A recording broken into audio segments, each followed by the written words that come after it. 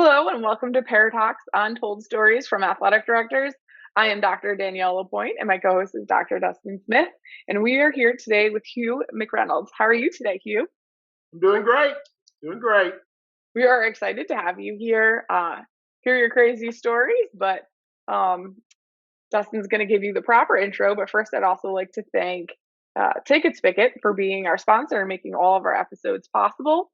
So, Dustin, how are you doing this morning? And I'm outstanding. I'm living the dream in Greenwood, Arkansas, and I have been waiting with bated breath for this episode because I kind of got teased a little bit in Indianapolis, and this has been set up for a while. There are things in this world that are guarantees, and we have one today. Hugh McReynolds is a guarantee. He's a legend.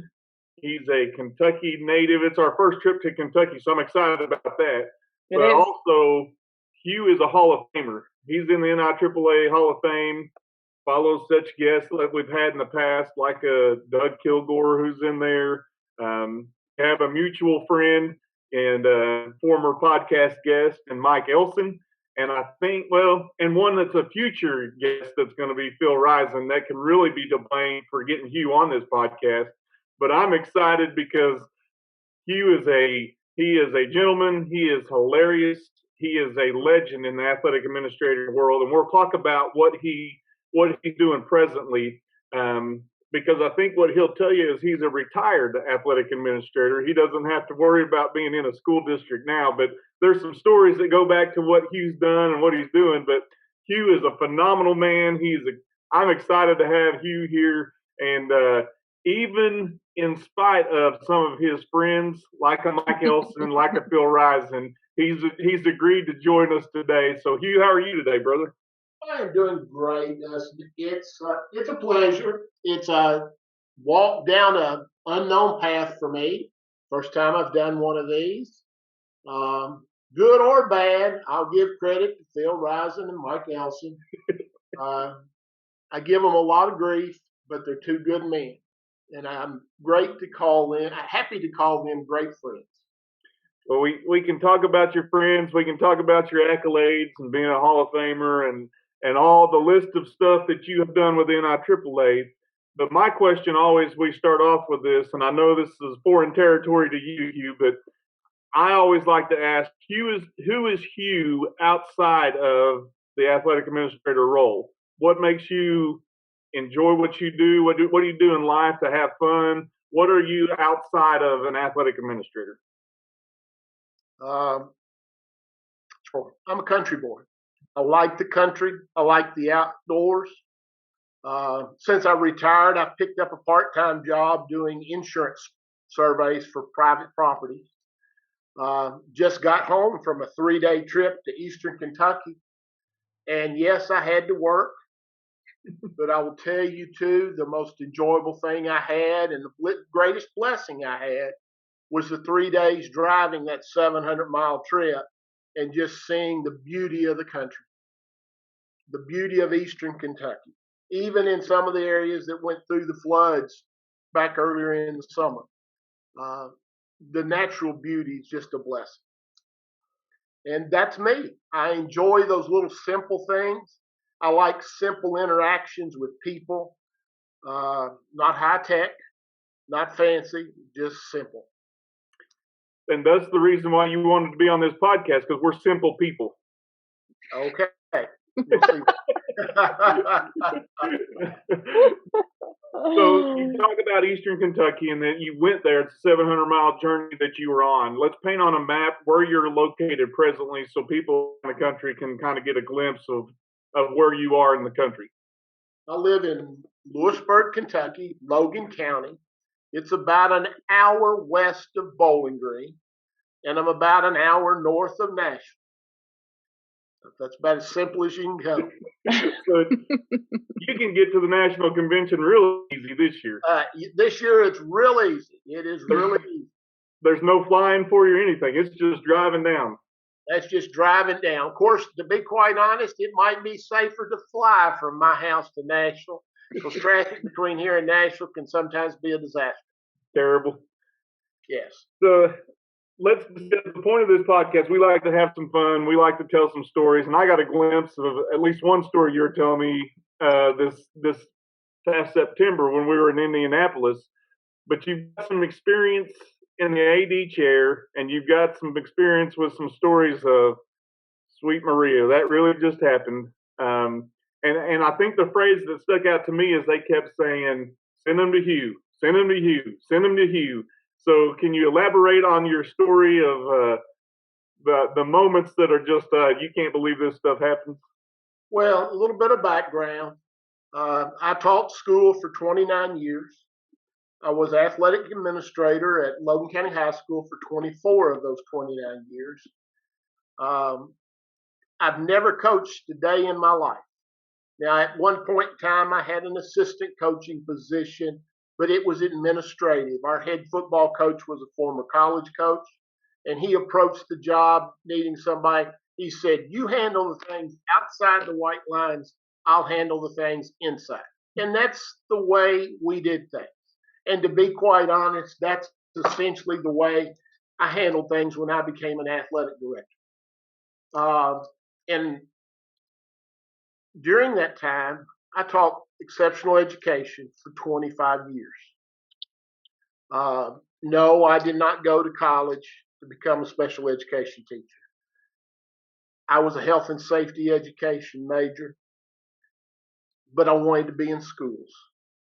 And so I did one of those transition to teaching deals. My story deals with one of my former special education students. He played football, was very a bull in a china shop. He had a short fuse, and anytime he would get in trouble, our principal, who actually was my basketball coach in high school, I was his manager. I worked for him for 17 years while he was our principal. And if this kid would get in trouble, he wouldn't send him to the assistant principal's office or send him anywhere else. They'd say, "Send him to Hugh." Because a lot of times if he was uptight, he could knock anybody out. He was strong as an ox. I'd end up a lot of times bear hugging him and just telling him, "Take a deep breath, let's go." Well, over the years, he became a pretty good assistant. And my story I'm going to tell, and Scott about fell out of the seat on the bus that day. We were getting ready, my head football coach and I were getting ready for a home football game on Thursday. We were painting lines on the field, just like most every other AD does at some point in time in their career. Well, this individual apparently got in trouble in school, and the principal was on the stage watching lunch, and he told them, "Just send him outside to Hugh and Coach May. They can take care of it." Well, he came right out. We were painting lines, and he said, "Can I help?" I said, "Sure." We were just starting. We probably spent an hour or more painting lines. And hey, if he wanted to push that machine across the field and push it back, because I double painted every line I ever did. And I watched him. It's no big deal. We had probably 30 to 40 yards left. I don't know what. Coach May went back into the building because his lunch hour was up, and he went back in because he had a class, and it left the individual and I outside. And somebody came running down to the field and said, "Coach Hugh," he said, "Mr. Nyland wants you in the gym now." And I said, "Well, I'm busy." He said, "Tell him he said now," which was a subtle message. Somebody had gotten hurt and I had to go take care of it. Because I have a background in athletic training. And I was the first responder at school at that time. And Chris said, "Well, what am I supposed to do?" I said, "Well, what do you want to do?" He said, "Can I finish the field up for you?" I said, "Sure." I trusted him. I had no problem with it. And we were stringing lines. They'd gotten faint for being on the road for a while. I left him with the machine. I told him, I said, "Just make sure you string every line." I was probably in the building 30 to 45 minutes. One of those days. You've all had them. By the time I got ready to come out of the building and walk back down to the stadium, Coach May came out with me, and we were walking back, and he said, "Looks like it's done." I said, "Yeah, it does." And then Coach May said, "Hugh, something's wrong." I said, "What do you mean?" He said, "It don't look right." And I said, "What do you mean? It looks pretty bright white to me." And then I realized our lines were diagonals. They were not straight across the field. They were diagonals. The young man had taken his string and he'd moved one side, but he hadn't moved the other. And he'd finished the field. I think there was 4, maybe 5 lines he had done, 5-yard diagonals across the field. Beautiful, bright white everywhere. I mean, it was wonderful. And Coach May said, he said, "Where's Chris at?" And I said, "I'm not real sure," but I said, "Let's go down there and check." Chris was nowhere to be found. Coach May said, "What are we going to do?" I said, "Well, 2 things." I said, "One, we got to find Chris." Because when things didn't go right, or he thought he was disappointing us, because Coach May and I were probably his 2 biggest supporters in the school. As a matter of fact, the young man lived with Coach May for a while in the process. I said, "You work on finding him." I said, "I'll solve this problem." He said, "What are we going to do?" I mean, I'm having a football coach flipping out over diagonal lines on a football field. I mean, they were perfect. Just visualize they were just off 5 yards on the opposite side of the field. Why the kid didn't notice 10-yard difference in one area, I'm not sure. But, hey, it goes that way. He said, "What are you going to do?" I said, "I know, no problem, no problem." I bent down and just grabbed up a handful of Bermuda grass. And Coach May looked at me and he said, "What are you doing?" I said, "Don't worry about it. I've got this handled. You take care of the other part." I said, "Go find him." He said, "Well, where's he going to be?" I said, "Locker room, training room, or baseball or softball dugouts. That's the 4 places he goes." I said, "He might be in my classroom, but I doubt." I said, "He thinks I'm mad at him." I said, "I've got more things to do than be mad at the kid." I said, "We got to fix it." And so I grab up a handful of grass, go get my car keys, and I go to town. I go to the local hardware store, good friend of mine, and I throw this grass down on the counter. And I said, "Jeff, I need a green color to match this grass." And he looked at me and just laughed, and he said, "What's wrong?" I said, "I have some lines that have been painted wrong and I need to correct it." He said, "Oh, okay." And of course, at that time, he had one of those optical scanners that would scan the color and match it perfectly, or at least come real close. There was never anything that you called perfectly matched, but he did a pretty good job. And he said, "How much you gonna need?" And I said, "Probably 3-4 gallons." I said, "We got a lot of lines to cover." And he said, "Okay." And I went wandering in the store and I found a 3-gallon ag sprayer. Got it. He mixed the paint up. It looked pretty close to the green grass, about as good as I was going to get, better than I'd ever find, and went back to school.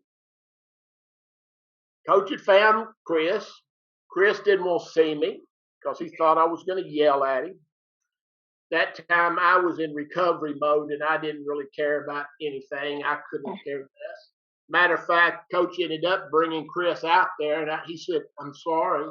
I said, "You made a mistake. Life goes on, son. Pick up the pieces and let's fix it." Yeah, he was trying to help too. Huh? He was trying to help. He was trying to help, Danielle. You're exactly right. And if you followed most of what I ever did and looked closely at how I interacted, most everything in my career involved my exceptional education students or the kids I had in credit recovery in my latter years of the career. Yes, he was trying to help.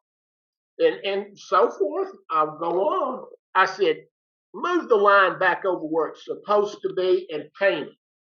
And I put him and Coach May correcting the lines and painting them. Coach May said, "What are you going to do with that diagonal?" I said, "Just give me time." I pour my paint in my 3-gallon sprayer, mix a little water in up with it, and I go to hand spraying, painting out those lines. Took us a while, but we got it recovered. The best thing about that story is this. Most people sitting up in the stands that Friday night didn't even realize that the lines were painted wrong.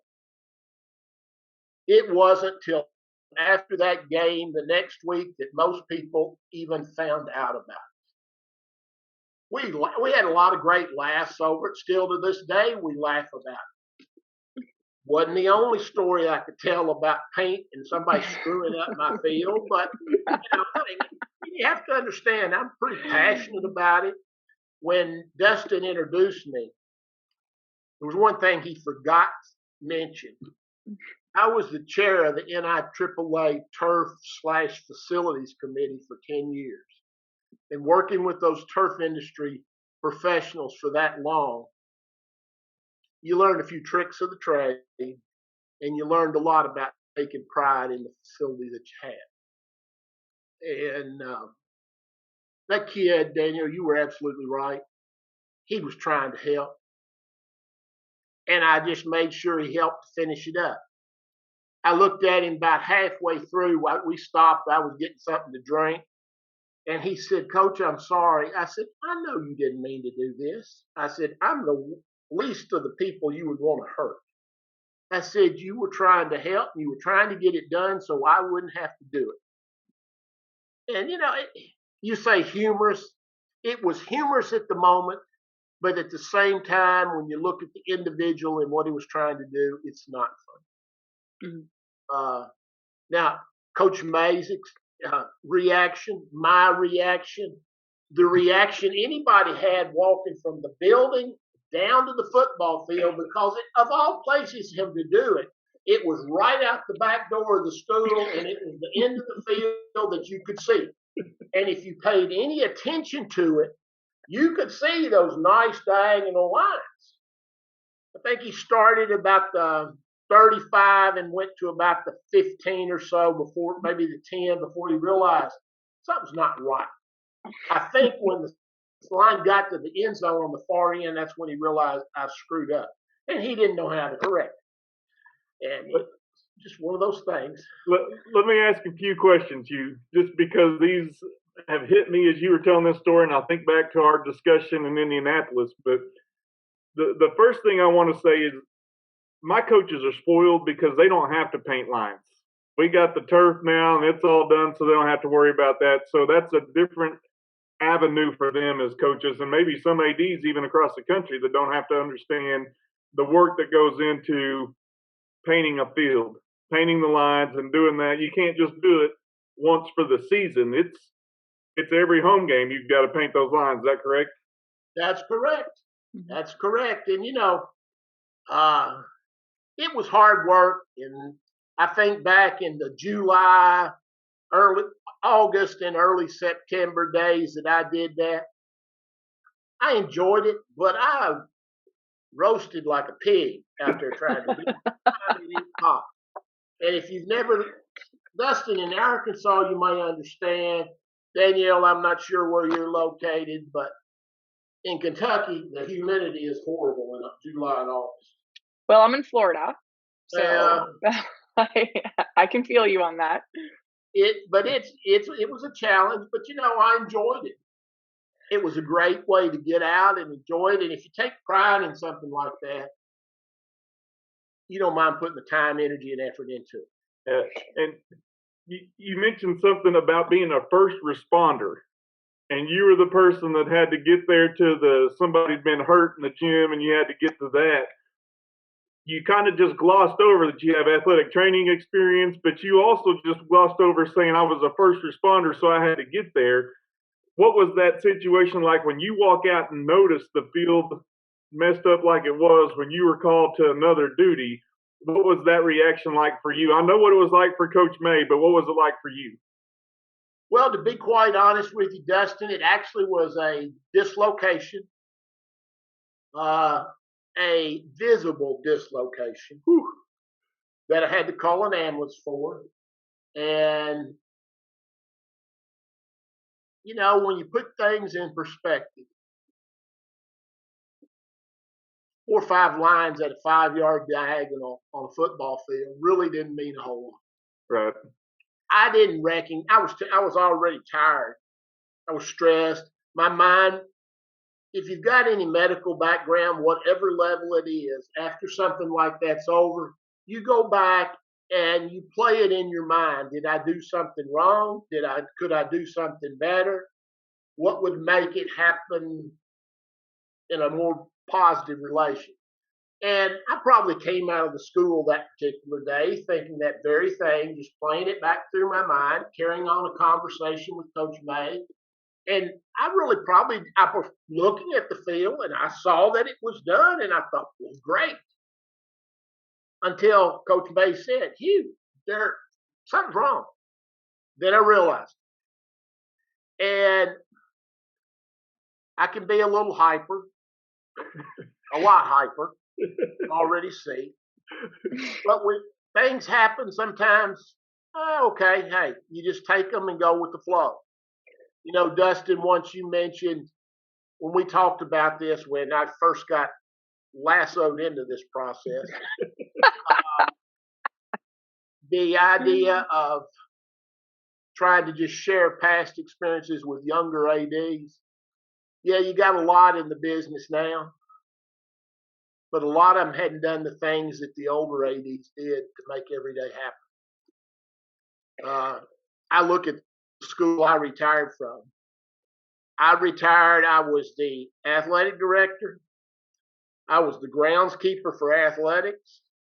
I was custodian a lot of nights after JV and freshman contests. I was in charge of the concession stands. One person, one hat. The gentleman that now is the athletic director at Logan County High School, he's got 2 assistants, 3 games managers, and they don't do anything with maintenance or custodial work at all. And I think, you mean I did all that work and something's wrong there. Mm-hmm. But I have a hard time telling people no. I could have easily told you no, Dustin, if it hadn't been for if Phil Rising put you up for this, I could have said no. But when Mike Elson said you need to do it, I did it. So really it was Elson's fault. So you talk about wearing multiple hats, and the reality is they had to replace you with 4 or 5 people just to get one Hugh. Really, you're larger than life is what Hugh McReynolds is. I don't know about larger than life. I am big, though. That's true. Yeah, you're going to ask me something? Yeah, no, your story just, hits home for me because I had a crooked line situation, not as extreme as yours. Mine was, the sidelines, and they weren't exactly the straightest down the side. I did not paint them, but it was my responsibility to fix it.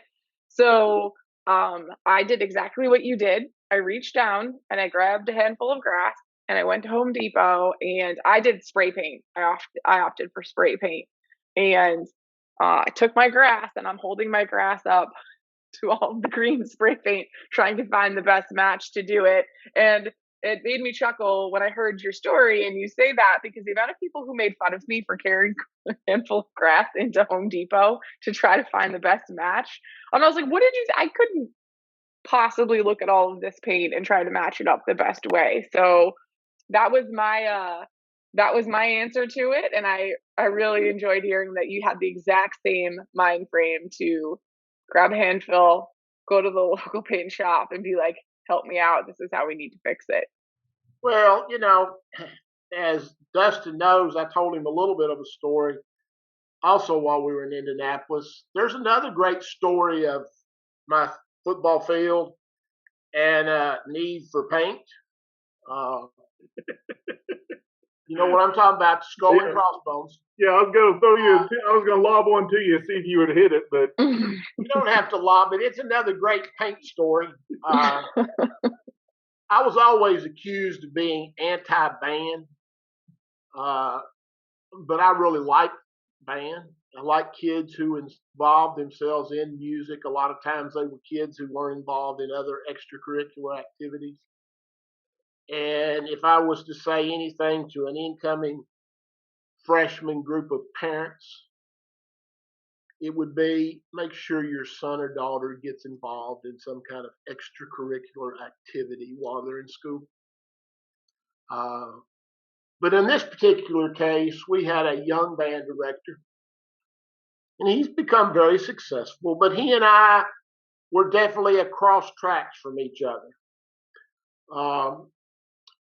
They had a Pirates theme for their band show, and they had taken a plastic tarp and cut out a skull and crossbones on this tarp. I like where this is going. You can see this happening. I mean, anybody that's worked with turf, you understand what could happen. Well, we had battled. All of July, early August. He'd try to sneak out on any opportunity when he thought I wasn't going to be around for him to practice on game field. I didn't really care that they practiced as long as he took care of the game field.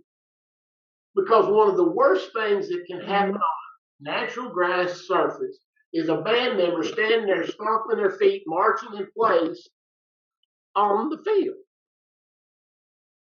But they had this tarp with a skull and crossbones.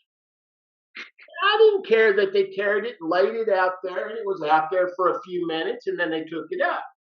I had warned him, don't leave it out on the field in 90-degree weather for an extended period of time in Kentucky.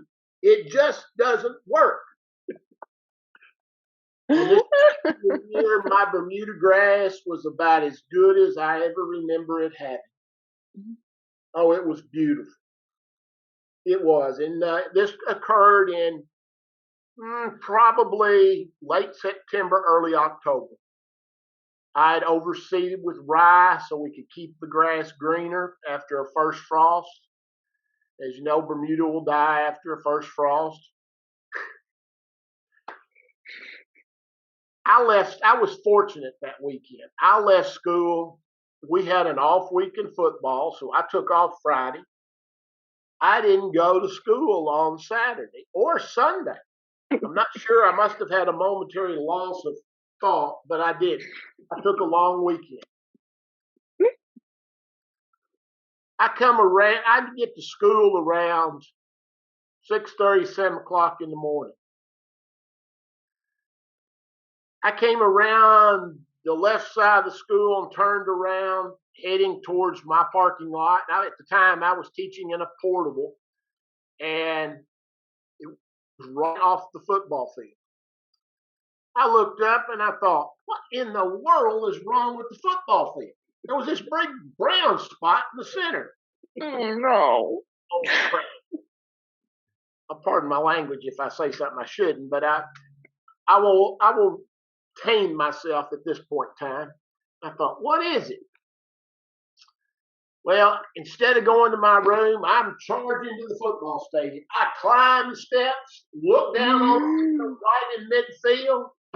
The prettiest skull and crossbones you've ever seen in your life. I knew exactly what had happened. On Saturdays, bands go to band shows. We all know that. That's great. It's their opportunity to shine.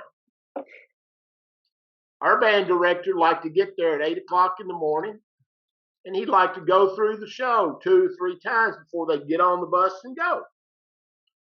Well, that's what they'd done that Saturday. He had unwrapped that tarp and laid it out at midfield. They had practiced. Instead of picking it up when they finished practice, the band parents had food for the kids, so they went and ate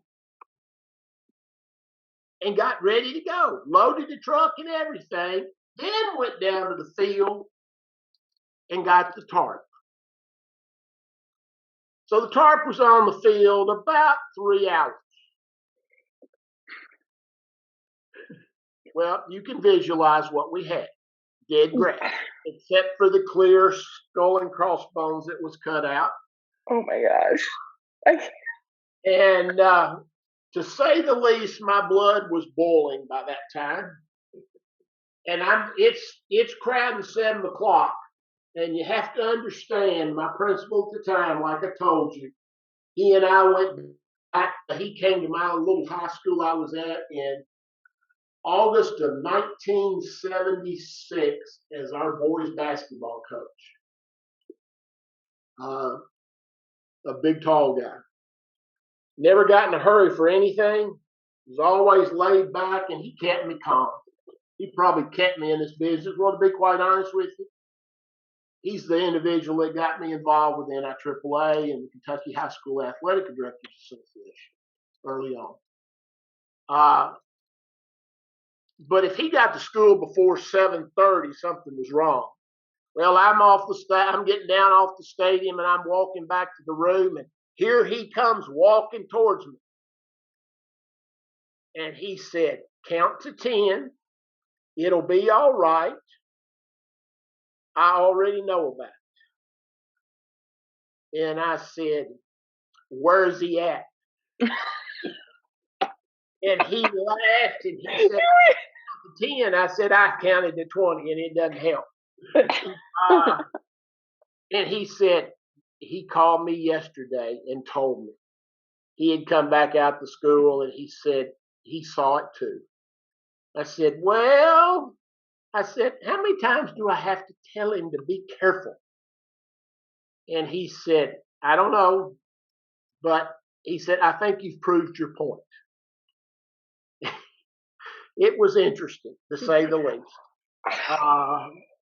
That one I painted. I got some more green paint out. I always paint after that back. And I painted where it had browned out so that we wouldn't have a skull and crossbones.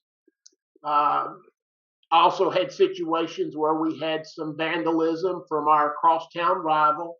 They came out and painted a few choice words and symbols on the field and painted those over. Now, that one didn't go over quite well because we painted them and they still showed what the symbols were pretty obviously. Gonna try and hide something, make it a big rectangle or a big square, not just try to cover the outline. That didn't work too well. But hey, it's just part of life. You just kind of go with it and do the best you can.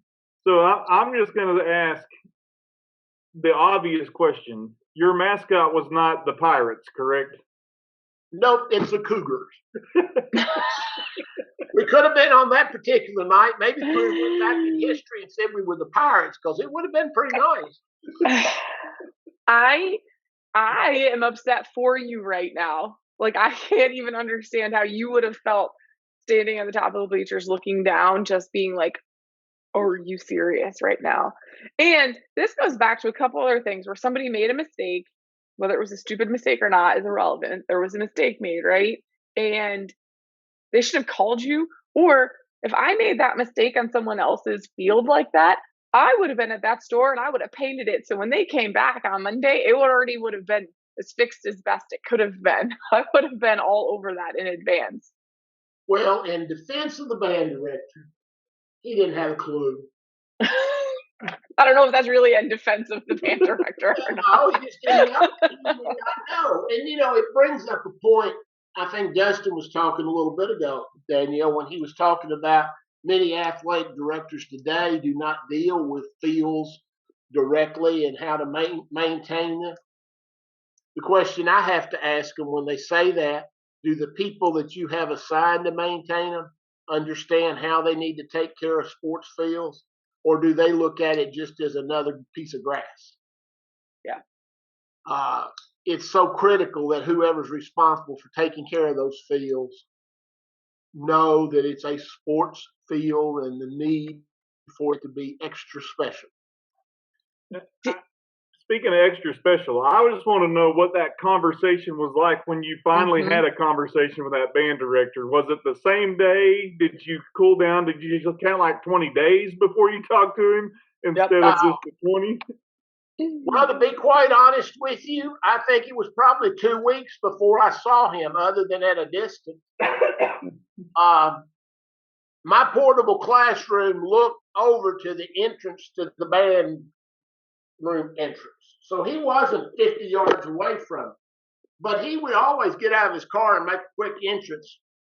But to be quite honest, and I think he thought I would blow up, sometimes the best words are no words. Yeah. Because I think he actually wanted me to blow up. Nah, I just won't talk to you. That's all right. Just ignore you for a while. His band boosters president came and talked to me, and his band boosters president at the time and I were pretty good friends. And he said, "What did it cost?" I said, gallon and a half of paint. I said, "It's just the fact that grass isn't coming back this year." Because, 2-3 weeks later, we had our first frost of the year and the whole field was brown as a biscuit. I mean, that's just life in Kentucky. Because my ryegrass had not survived real well that particular year. When the brood died, it died too. Well, I think about both of your stories, and you talk about sometimes in our world we've got to have an extra dose of grace and a short memory sometimes. And I want to go back to Chris and that relationship from that point on. I know, knowing your heart and knowing what you've done and how you taught that group for 25 years, what was that relationship with Chris like after that and even to this day? I have not seen him in several years. I see his mother quite often. He's had some issues, been in and out of jail a few times. And lots of people are scared of him because, like I said, he was a true bull in a china shop, strong as an ox. And a lot of people were scared of him, not me. Yeah. There was a bond there for whatever reason. And really, I know the reason. It's like a lot of other people. Just let them know you care about them and you believe in them. It's amazing what they'll do for you after that fact. And I don't even know where he's at. I haven't asked his mother in a long time. But he was a good kid. And go ahead, Daniel. No, I'm just curious about your relationship with the band director after that too. Like, I want to know if he followed your rules from then on out. Did you have any more issues with him doing what you asked him to do on that field? He left the next year. He had graduated from Logan County High School, gone to college to be a music director, and did a good job. Had a great relationship with kids. But he didn't, but he had tunnel vision. It was all about the band deal, and didn't want to listen to the perspectives from the others. And it takes 360 vision to do the job we do. Mm-hmm. For sure. And you have to, and you want to get every group involved. And I'll be the first to say I was obsessed sometimes because my background, even now, is course chair for curb appeal and facility 615 and 619. Those are two things I've learned to really take a lot of pride in how things look. You may not have the greatest, the biggest, the best facilities, but what you have, you can make them look the best they can look considering the situation. It's a sales job. When I teach 619 now, we talk about the sales job. We're all competing for that entertainment dollar. And when people come to a sporting event, it's not just the game on the field. It's the feeling people have from the minute they come into your school till the minute they leave. And it's so critical. And it's not a humorous story. But I can tell you lots of stories that I use exceptional education students or kids who just struggled to help them and get involved in athletics. I mean, during COVID in the last few years, we saw how critical athletics was to a school when it was threatened. there's ways to involve every kid in athletics. They don't have to play the game. I'm a perfect example of that. Yeah. They can And go ahead, Daniel. no, and everything you're saying, I agree with. There's all sports teams around. It's not just the athletes. There's coaches, there's equipment managers, there's doctors and lawyers on parts of sports teams. It really doesn't matter. There's a whole profession around the players, and kids can start learning that stuff in high school if they're interested in it. So I really, like that message you're putting out. And then, just thinking about your reactions of how you've handled these things. I think one really important thing to point out is you may have been mad. You may have been, like you said, your blood was boiling, but there's a time and place for that. And that exact moment when you needed to fix the problem immediately wasn't that time. And you did what you had to do and you got it done and then dealt with, maybe that anger later. So I think that's a really important piece we have to fix this problem first and then be angry later. I will tell you, Danielle, you brought a subject up. I had him in a English class. And the next week, they come rolling into the class and only had like 8 or 10 kids. And in my little portable classroom, it was a pretty good sized room, but it's also an athletic office in Grand Central Station for a lot of kids. But I had drawn on a dry erase board a football field. You could tell it was a football field. Only one difference. I had drawn diagonal lines on the field. You hadn't heard that part, Dustin. No, I haven't. Walked in the room that day, and all the other kids, they knew what it was about. Everybody in school knew after the game, by the time the game was over on Friday night, they had heard the story. And he walks in. He was late. He was always late to class. He always had an excuse, and I'm soft-hearted and a pushover in that way. He came in, he sat down, and the other kids were just waiting for him to throw a fit.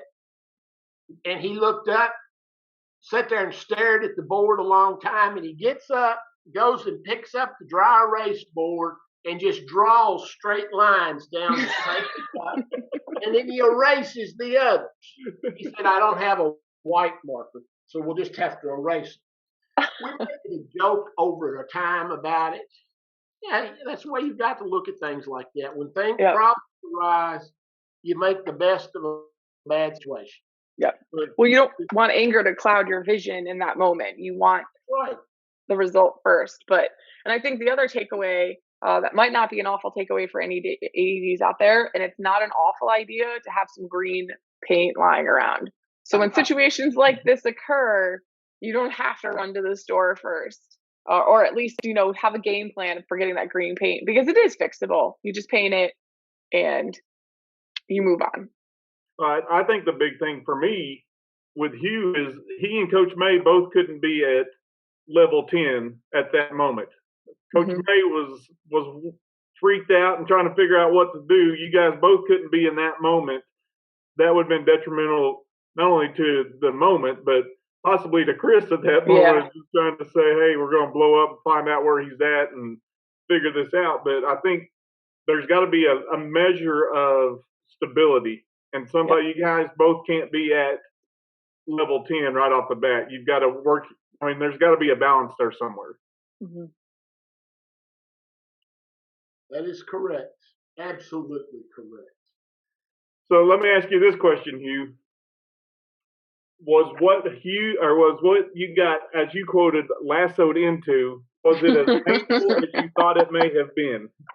No, because as I told you in Indianapolis and here, you get me started on something other that I like talking about, you got me up. That's why Phil Rising made the statement. He's because he will talk long enough to have your time for commitment taken care